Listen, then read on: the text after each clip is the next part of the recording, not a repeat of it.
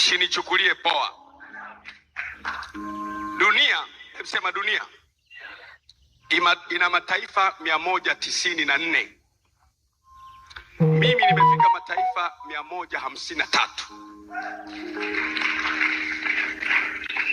Najua vitu. Ukiniona mimi nasema jambo, najua. Mungu amenibariki kiasi cha kuwa na uwezo wa kuruka kwenye helikopta ya kwangu mwenyewe. Kwa hiyo mimi sipambani nipate jambo, nilishapata. Ukiniona mimi niko kwenye jambo, nimeelekezwa na Mungu kulifanya na lazima lifanikiwe.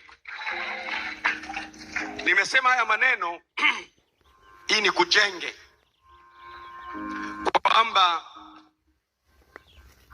nikimwona mtu tu hivi anazungumza, naweza kukwambia huyu atafika mbali. Nikimwona mtu anazungumza, nakwambia huyu hafiki mbali.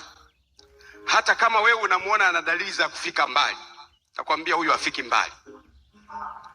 Nikimwona mtu anazungumza au anavyowatendea watu au anavyoongea, nitakwambia huyu atakwenda, baadaye atashuka.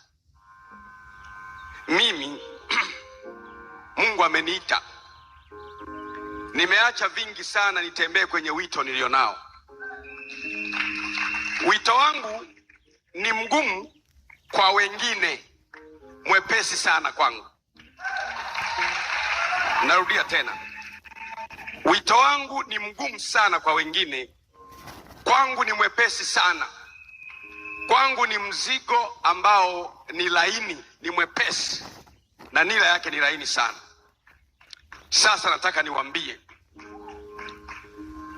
binti yangu Asia amejaribu kugusia kitu ambacho nitakigusia sana kwenye maombi ya siku 7 yajayo. Maneno haya yaliyoandikwa kwamba wanaume changamkeni na muamini Mungu, kwamba itakuwa vile vile kama alivyoniambia. Hayo maneno sio Mungu anasema, ni Mtume Paulo anasema. Mtume Paulo alikuwa anasafiri na wenzake, wanatoka Yerusalemu kuelekea Italia, wana safari yao. Walipokuwa wanataka kupanda chombo, Mtume Paulo akawaonya, akawaambia, ndugu zangu, ninaona hatari mbele yetu.